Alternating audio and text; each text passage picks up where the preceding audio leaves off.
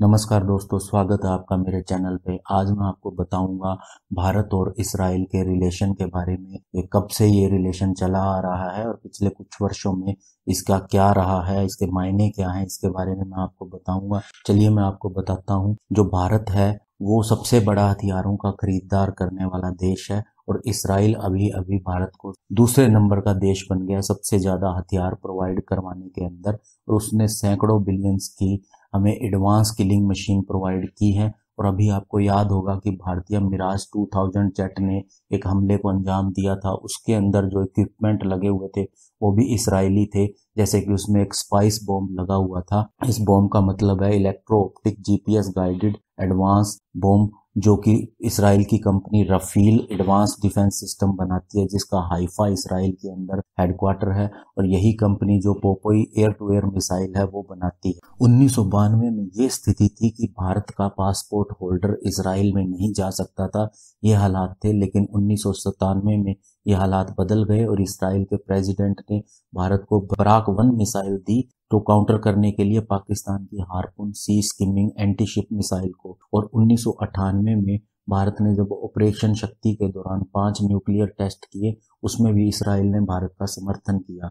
और 1999 में इसराइल ने हमारे ऑपरेशन विजय को, जो कि कारगिल युद्ध था, उसे न केवल सपोर्ट किया बल्कि हमें unmanned aerial vehicle, satellite images और लेजर गाइडेड बॉम्ब प्रोवाइड किए। यहाँ तक कि उन बॉम्ब को टारगेट पे फिट करने के लिए, उनको इंस्टॉल करने के लिए अपने टेक्नीशियन भी इंडिया में भेजे। सन 2000 में इसराइली नेवी ने भारत की सबमरीन लॉन्च्ड क्रूज मिसाइल को लॉन्च करने के लिए बहुत बड़ी हेल्प की इंडियन ओशियन में।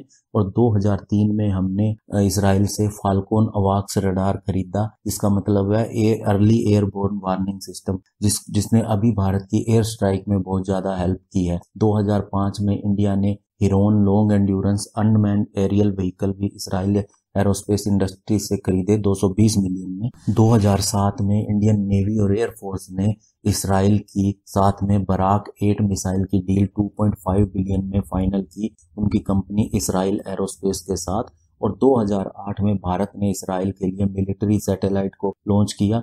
2009 में उनके जनरल गाबी अश्केनाजी, जो चीफ ऑफ स्टाफ थे इसराइली डिफेंस फोर्सेस के, वो भारत में आए। और 2011 में भारत की कंपनी भारत डायनामिक्स लिमिटेड, जो इसराइल से स्पाइक मिसाइल खरीदना चाहती थी, जिसे fire and forgot anti tank missile भी कहा जाता है, 321 लॉन्चर और 8356 मिसाइल के साथ 15 ट्रेनिंग सिमुलेटर, जो कि रफील एडवांस डिफेंस सिस्टम है, उनसे ये $1 बिलियन की डील होनी थी, जो अभी तक फाइनल नहीं हुई है, लेकिन ये कभी भी फाइनल हो सकती है। 2017 में भारतीय नेवी के 3 शिप जो थे वो हाइफा गए थे इसराइल में, उन्होंने विजिट किया था और एक डील फाइनल की थी 2.5 बिलियन कॉन्ट्रैक्ट की, जिसमें 40 Barak 8 medium range surface to air missile थी, वो फाइनल की थी। इसके अलावा भारत का अभी इसराइल के air defence system iron Doom और डेविड्स स्लिंग, इसको भी परचेज करने का विचार है।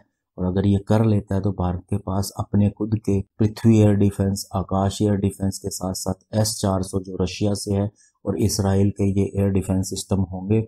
और ऐसा भारत अकेला देश होगा। और अभी अभी यह भी रिपोर्ट आई है कि भारत $500 मिलियन की एक डील को फाइनल करने पर विचार कर रहा है और ये डील फाइनल भी हो चुकी है, जिसमें कि Israeli Heron TP armed drone जो हैं वो खरीदे जाएंगे। ये बेसिकली होते हैं जो हमला करने के लिए यूज आते हैं, तो इसको भी भारत खरीदने जा रहा है। एक मैं आपको बताऊं, इसराइल की एक सीक्रेट एजेंसी है मोसाद, आपने नाम सुना भी होगा। यह दुनिया की सबसे खतरनाक सीक्रेट एजेंसी है। जैसे हमारी रा है, उस पाकिस्तान की ISI है, उसी तरह से और मोसाद ने कुछ ऐसे काम कर रखे हैं कि इस पे एक वीडियो अकेला मोसाद पे बन सकता है। यह दूसरे देश में जाके दुश्मन को खत्म कर देती है, इतनी खतरनाक है ये।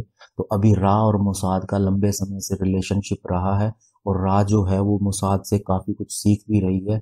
उसमें काफी इसराइली टेक्निक शामिल है, जैसे कि violent repression, racial profiling, tactic of suppression, urban warfare, mass surveillance, hacking of apps और दूसरे तरह के हाइब्रिड चैलेंजेस जो होते हैं।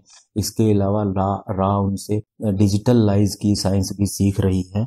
तो कुल मिला के देखा जाए, हर समय पे इसराइल एक ऐसा देश है जिसने एक तरफा होके भारत की मदद की है। और कहा भी जाता है कि इसराइल में जो जियोज कम्युनिटी है वो भारत में सबसे सेफ मानी जाती है। और उनकी कहानी भी इसी तरह से है कि अगर वो सरवाइव करना चाहते हैं तो उनको स्ट्रोंग होना पड़ेगा। और यही कहीं ना कहीं भारत की भी कहानी है कि क्योंकि भारत एकमात्र हिंदू राष्ट्र है, तो ऐसा कहा जाता है कि अगर इनमें स्ट्रोंग नहीं होगा तो सरवाइव नहीं कर पाएगा। और इसराइल के पास सबसे लेटेस्ट टेक्नोलॉजी है और इसराइल हर समय भारत की मदद करने को तैयार रहता है। और अभी जब उनके प्रेसिडेंट उनके जब इंडिया में आए थे या नरेंद्र मोदी जी उनके देश में गए थे, तो ये रिलेशन और भी अच्छा हुआ है और काफ़ी डिफेंस डील आगे और भी होने जा रही हैं। तो इसीलिए उम्मीद करेंगे कि इसराइल भारत हमेशा इनका रिलेशन तरक्की करे और अच्छा रहे। धन्यवाद। जय हिंद।